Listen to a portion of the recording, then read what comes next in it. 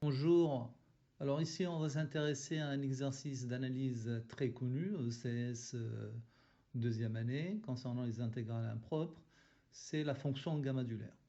Alors la fonction gamma modulaire est définie par gamma de x égale à l'intégrale de 0 à plus l'infini de t puissance x moins 1 exponentielle moins t dt.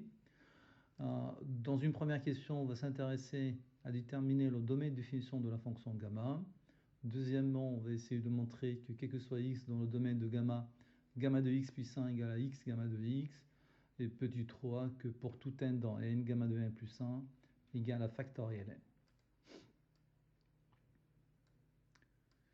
D'accord, alors première question, je prends x dans R et la fonction t donne tx moins 1 exponentielle moins t est une fonction continue et positive sur 0 plus l'infini, ouvert des deux côtés. Donc là, il faut étudier la convergence de l'intégrale au voisinage de 0 et au voisinage de plus l'infini.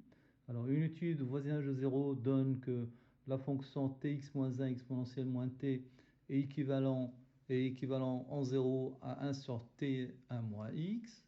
Donc là, ça nous ramène directement à une intégrale de Riemann. Or, on sait que l'intégrale de 0 à 1 de 1 sur t puissance 1 moins x dt converge si et seulement si 1 moins x est strictement inférieur à 1. Donc, si et seulement si x strictement positif. Et donc, finalement, on a l'intégrale de 0 à 1 de tx moins 1 exponentielle moins t dt converge si et seulement si le x est strictement positif. Donc il reste à étudier au voisinage de plus l'infini. Alors d'autre part, au voisinage de plus l'infini, la fonction tx moins 1 exponentielle moins t est un petit taux de 1 sur t carré. Or, c'est une intégrale de Riemann, l'intégrale de 1 plus l'infini de 1 sur t carré de dt converge.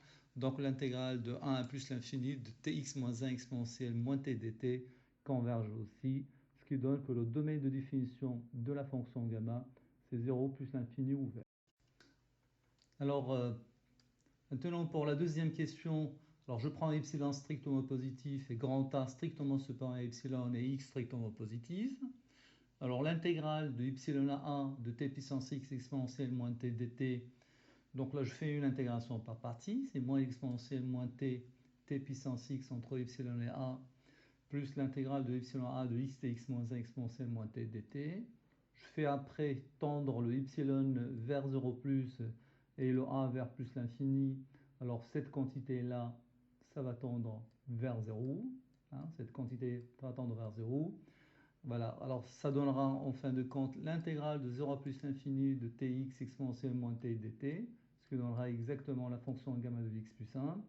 Et là, on fait sortir le x et ça donnera l'intégrale de 0 à plus l'infini de tx moins 1 exponentielle moins t dt. Et ça, c'est exactement la définition de la fonction gamma de x. Alors, il reste la dernière question. La dernière question, facile à démontrer. Il suffit de penser à faire une petite récurrence sur n en utilisant la deuxième question. Alors, l'hérédité, ça se fait facilement en écrivant gamma de n plus 1 égale à n gamma de n. Par hypothèse de récurrence, gamma de n, c'est moins 1 factoriel, ce qui donnera factoriel n directement. Alors, l'initialisation est complètement immédiate. Voilà ce qui répond à la question.